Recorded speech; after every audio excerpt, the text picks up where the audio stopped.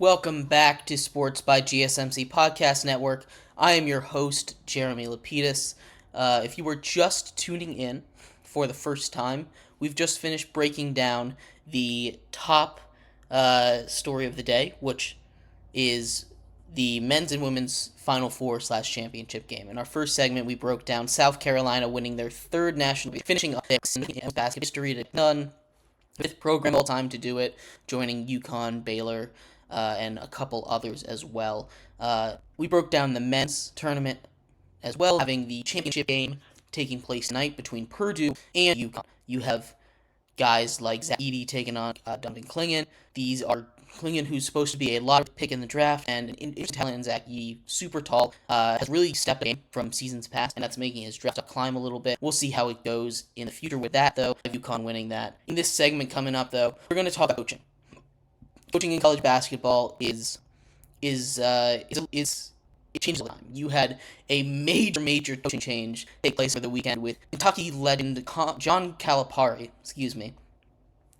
leave Kentucky after disappointing losses to the team seeds in the first round and move over to Arkansas. Arkansas, a program that historically hasn't been as good as Kentucky, but recently has gone to the Elite Eight and the Sweet 16.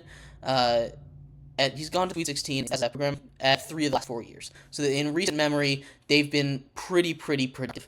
And John Calipari is over there. We'll talk about the fallout from all of that, as well as some other coaching changes that have happened around the NCAA so far, as they've been going on for a couple weeks. We've had more coaches than usual move around, from what I can remember, at least on tournament teams. So we'll break down all the major ones there, as well as some of my personal favorite moves that have been made. But before we do, if you would like to be a bigger part of the show than you already are, all you need to do is go to GSMCpodcast.net. Leave a tip or donation. It'll pop on the bottom of the screen with your message. If you do, you can control what we talk about on the show. Talk about anything your heart desires. Ask me a question. I will go ahead and answer it for you. All you need to do is go to GSMCpodcast.net and leave that tip or donation. But like I was saying, we are talking about John Calipari and his shot out of Kentucky. Now, if you remember back all the way a couple weeks ago to the very beginning of the NCAA tournament, the beginning when the big story after day one was Kentucky losing again. Kentucky loses to Oakland. Jack Golke makes 10 threes, a Herculean effort to push 14 seed Oakland over the top of the Kentucky Wildcats, this blue blood program with a history of success and one of the most legendary coaches on the bench. And if you remember, we did a little segment on loss, and we talked about him being kind of on the hot seat there in Kentucky. Not personally tapped into the feelings of Kentucky fans or the Kentucky kids. I do have a friend or two that excuse me. I do have a friend or two that goes to Kentucky, so I get a little bit in there. And the talk that I was having is, hey, is John Calipari on the hot seat? He wasn't really on the rumblings, which is kind of the feeling I got. It's been really disappointing these last couple seasons. It isn't the kind of basketball that we're used to. What's going on here? Should we start thinking about going a new direction? And it seemed a little early. If it happened again, I bet you they fired him. Oh, that did with quite the $3 million tag or penalty for firing the coach. Now you don't have to worry about that. Now you have to worry about finding a replacement for a coach that is very hard to replace. John Calipari won national titles. He is one of the most winningest coaches of all time with Kentucky. He's built some legends. And Andy Davis, these guys are coming in droves, and the transfer portal he's still killing it. He's getting lottery picks like he's getting lottery picks every year. Rob Dillingham is a lottery pick. He grabbed him out of the G League Ignite, put him on the pro team. He had a really great season off the bench for them. But now it goes to Arkansas. Arkansas after Eric Musselman leaves for the job in USC. So Locke is kind of like a domino. Musselman is a great coach too. Like I said, he's taken Arkansas to the Final 3 of the last 4 seasons. So, nothing against him. Very good coach. He takes his talents out. Take a look, though, at everything that he has been doing, everything that Calipari does. He's gonna hopefully, the idea of when he goes to Arkansas, and the idea that I've heard floating out there of why he left Kentucky to go to Arkansas, aside from an SEC contract, is that he's going to be able to get so much more money in like an AFL thing. The guy who does the chicken nuggets, Mr. Tyson chicken nuggets guy, is given $5 million to recruiters. At least that's what's being reported. So He's out there in deep pockets in Arizona. Or not Arizona, Arkansas. I apologize. Deep pockets out there, Arkansas. He's gonna be able to bring in lots of top prospects. His name value alone, John Calipari, like a coach, that's gonna bring in some prospects as well.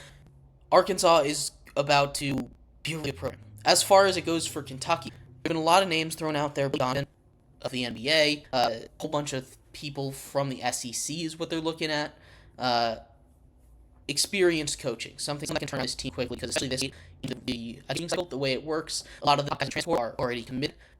They might decommit now if they're out of school, but outside of that, it's very it puts Kentucky in a tough position. He's not going to move too easy into that dominant. But there's a whole lot of coach movements this season. Other seasons, there's more, but aside from it, you have Arkansas getting a new coach. Louisville gets a new coach, Pat Kelsey. Kane was not doing the best. Michigan sends out Juwan Howard, brings in Dusty May. It's been a lot of major school movements. And again, not just these small mid-major teams that get picked apart all the time, and that's happening too. James Madison lost their coach. He went to Vanderbilt. And then they turned around and hired Morehead State's coach. So it's all over the place. All these small guys as well. Ohio State hired Jake Diebler. It's a very, very wild coaching cycle. But again, the biggest domino to fall from all of this is definitely John Calipari. John Calipari, one of the most winningest coaches of all time here. He goes to Arkansas. I expect Arkansas to bring in guys. Bronny James is out there. I expect he'll come back. Kentucky was a place that he was linked to. That's somewhere that made a lot of sense to me, especially with the way that John Calipari kind of runs his ships with transfer portals, big name guys, could be one and done guys. That's how he likes to do it. Get that big star in. Someone that he's been for a little while. Oscar Shea wasn't quite that guy. He was National Player of the years, always translate to the NBA. You see guys in recent memory like Luka Garza, who's practice squatting. He just got signed to the active roster team, I believe, but he's like a third-string center. Full circle there, actually, because he's in a very similar situation where I'm not sure what his future is after the season. He's not highly touted as an NBA prospect. Not every college basketball player is. They play two different sports, But coaching plays a big part in all of this. When you have a great coach, it really helps step up your players. So Arkansas getting a huge one. Most of the can't into them, and then they end up even really on the market to begin with. John Calipari, they lulled him out of there. It's going to be huge for Arkansas, for that program, for everything surrounding it. So let's see what he does out there in the SEC. SEC getting a whole bunch of coaches, a whole bunch of talent. They're really trying to step up and continue to that basketball conference. They sent Alabama to the Final Four. Why not dominate it too, right? So SEC's making that push to topple the rest of the conferences. We'll see. Anyway, in our fourth and final segment coming up, we are going to transition out of college basketball, transition into the MLB. It's a story that I think is very interesting, before we talk about the other more evergreen stuff, is the story about the increase in pitching. We saw a couple major pitchers go down over with long-term injuries. Spencer Strider, Shane Bieber, a couple of other guys as well. Big names go down for the season. We'll talk about some reasons people are giving, what the actual reasons. All that and more coming up next on Sports by GSMC Podcast Network.